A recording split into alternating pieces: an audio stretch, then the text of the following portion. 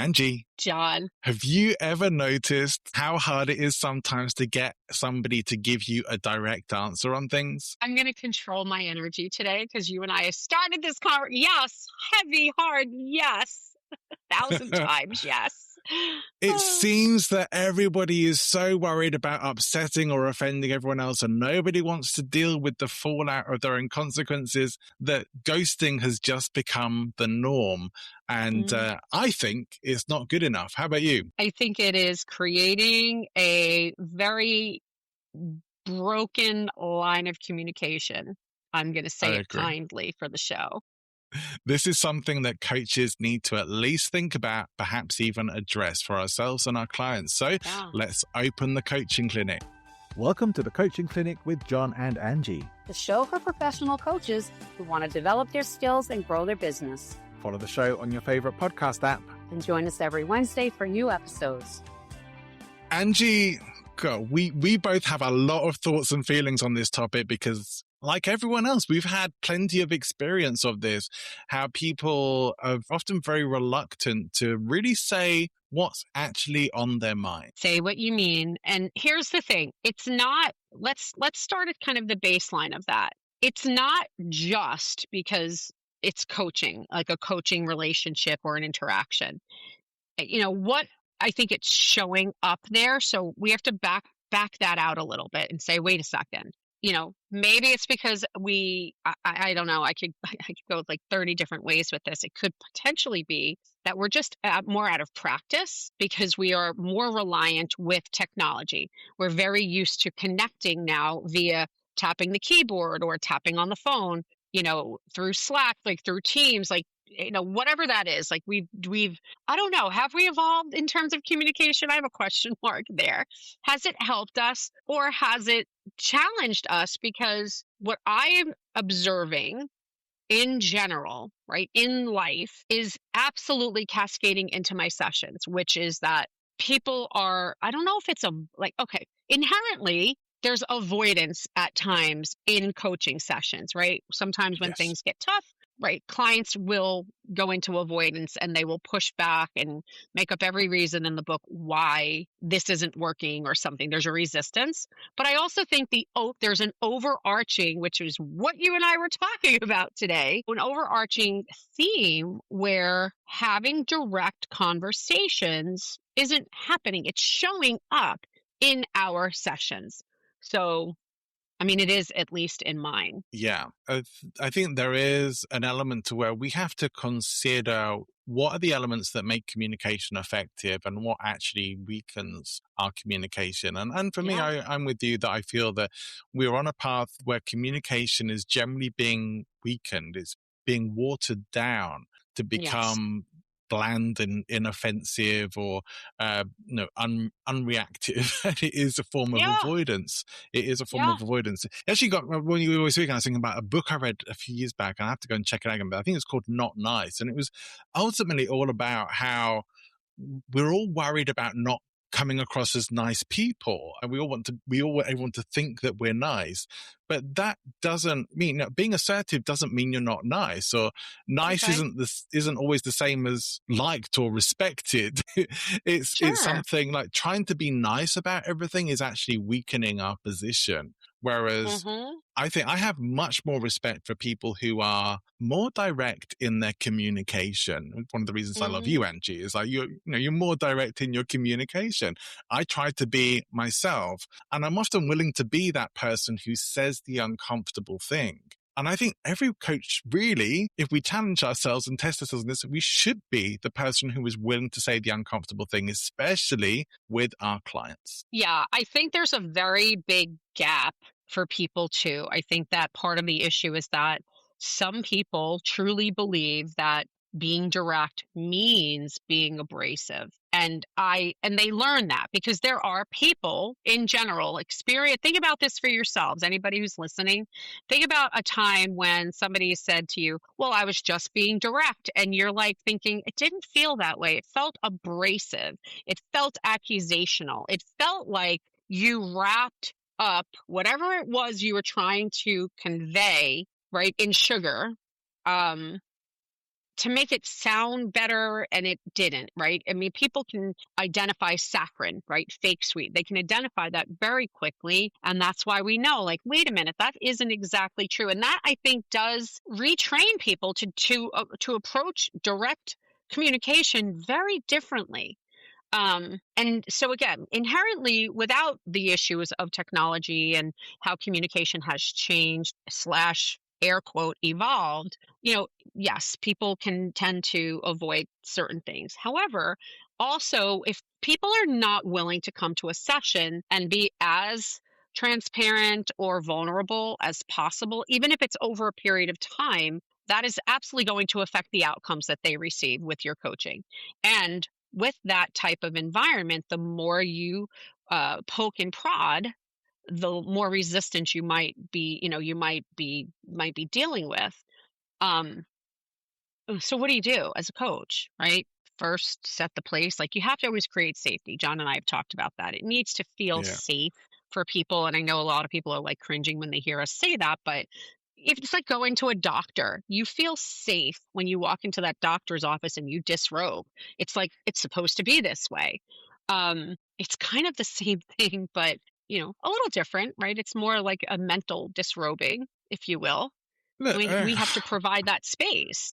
I think probably a commonly shared experience for all of us is being on social media, and you see what happens when people express opinions on there. And I think this maybe is part of the root cause, not the only thing, but part of it, of how often I think for myself, how often I just don't. I'm not going to waste energy expressing myself or commenting or posting about this, even though it seems important, because how much pushback or just offensive shit you'll get. Any kind of opinion, there will be pushback if you go ahead and express that. And sometimes those opinions will have massive pushback. Sometimes it even end up with people threatening you. And I know it's gone even further than that in some online cases. And I do think that's part of what has stoked up this fear. Like, we're also afraid of fully expressing ourselves online because we see what happens when we do or when other people do. Yeah. And that has transferred over into other aspects of life as well. We see how much people, like especially younger generations, are unwilling to communicate directly. They will type stuff out, but they're also kind of pretty careful about it because everyone's worried about being misinterpreted or misunderstood. Right. They wouldn't. Some people just avoid. They're like, I can't even be bothered. I'm not jumping in. I'm not conveying opinion. I'm not participating anymore. And it does translate. So again, how do you manage that or navigate that when you're in a session, when you experience that? With clients, I worry less about it because I'm always going to frame stuff up with them. And so if I'm going to ask something that I know, like I actually had that this week, I had to say to a client, they mentioned something in the session, and I'm not going to go into details, but it was something emotional, something that was affecting them emotionally. And they kind of said it in passing. And I made a mental tab of that. I said, we're going to come back to that. So I did. And I came back to it and said, look, there's something you mentioned earlier and you may feel okay talking about it. You may not. So I want to check in. Here's what you said. Is this something you would like to explore? And he said, yes. And we went deeper into it. And it was leading to an emotional breakthrough. Like, he's having big discovery time this year in our working together, and it actually helped to lead him to something of an emotional breakthrough. And you can see that emotional stuff was coming up on the call, but it was really important because it's stuff that hadn't actually been dealt with. But with that sort of framing, I was just saying, you don't have to talk about this. I know it might be sensitive, but I think it could be good. What do you think? Who's going to get offended by that? This is especially when this is a client who had asked me specifically to push him to go deeper on our sessions. It's like, okay, we're going to do that. But if it gets to a point where it's like, you can't handle it or you need a break or whatever, you have to say that. You can't just say, all right, well, I've given you full carte blanche. So that's, and I don't think they even example. know, though. So sometimes, John, to be honest, like when you and I know, we both do this. I know this is a practice that we both do. We give people at the very beginning, we lay down, we give them a lay of the land, what it can look like, and we ask for vulnerability and we ask for transparency. But you know what? I think that in the beginning, unless somebody is somebody that has gone through coaching, they may not have even gone through the type of coaching that you're about to give to them, right? That you will be administering, if you will, and I think that sometimes, even if their intention is, yes, I want to be challenged. Okay. Yeah. And when they are like, ooh, this is very different than what I anticipated or what I envisioned. And again, we have to navigate that and say, okay, well, let me try to meet them where they're at. Let me understand it as best I can, because sometimes they're in a little bit of shock. I mean, would you agree that that can potentially be a challenge? Yeah, 100%. Yeah. People don't always know how to deal with this stuff. People get uncomfortable having these sorts of conversations, but all of this is actually does relate to something else that's been on my mind this week. Because we're kind of in Pride Month, and I've sort of been seeing some Pride posts, and decided to do one myself this week as well, about my own sort of experience of coming out. And What? and it felt okay? I'm joking. I know, shocker, right? I'm Big joking. shock. I'm joking. But one of the things I was thinking about with that was how many times in my life that I've kept things under wraps, or just kept things to myself, because I've been worried about what other people would think. I've been worried about making other people uncomfortable. And all it's ever led me to do is keep myself small, to keep myself, sort of locked in. Not as such in the closet, I'm not going to go back in there for anyone. Sure. But to just keep, all right, I'm not going to mention anything. I'm not going to talk about my husband because it might make somebody else uncomfortable. I'm not going to, you're not going to talk about my life or my identity because it might make someone else uncomfortable. And I'm just at maybe it's a bit of age and experience and all those things, but I'm just at a stage in life where I'm not prepared to do that anymore. I am not going to live my life in a way where I'm worried about other people feeling uncomfortable. If you're uncomfortable, that's a you problem. And we can talk about it, but I'm not going to keep myself small. So I think the same principle applies for us as coaches. If we are not having those direct conversations, if we are not communicating authentically, we are keeping ourselves small. We are keeping ourselves less effective. We are not being true and authentic. And that is weakening our ability to coach effectively. Absolutely. Absolutely. And I think that the answer for us is to what we said, right? We have to set an expectation. However, we can even say to clients, and listen, you may not know what you don't know. You haven't yet experienced me. You might have had what you consider to be direct or challenging coaching before, or you've had nothing. So I understand that your expectations may not be met, or you might be like, what is this? And the only thing that you can encourage is, I need you to be direct with me and say, that really feels like I don't want to go there. Like you said, you gave this person the option. Hey, you said this is what you said. Do you want to go back to it? But we have to know, I think too, when it's time to continue poking and prodding and when it's time to retreat. We have to look for the signs and signals, because obviously if we make somebody, uncomfortable at an 8 out of 10 and we don't even recognize it, that is not going to be conducive to, building more rapport, building more trust with them.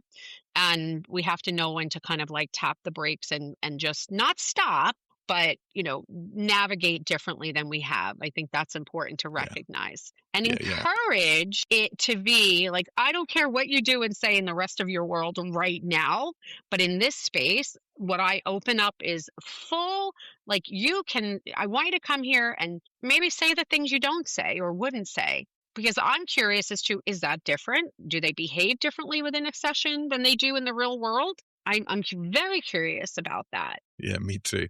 It may be that we need to return to the provocative coaching conversation at some time in the future as well. Angie, this is a really good topic. I think we've actually covered it really pretty extensively today, but our listener may have some thoughts on it. We'd love to hear from you. If you have, you're about to hear exactly how you can leave us a message and get in touch with the show. And we would absolutely love to hear from you. And we will be back next week. Angie will be back next week with a special topic for you. Do you have a question for the coaching clinic? Reach out on LinkedIn to connect with Angie and John. Leave us a voicemail or video message and we will feature you on the show. You can also leave up to 90-second voicemail for free on www.speakpipe.com/the Coaching Clinic podcast. We'd love to hear from you. See you next time. Bye for now.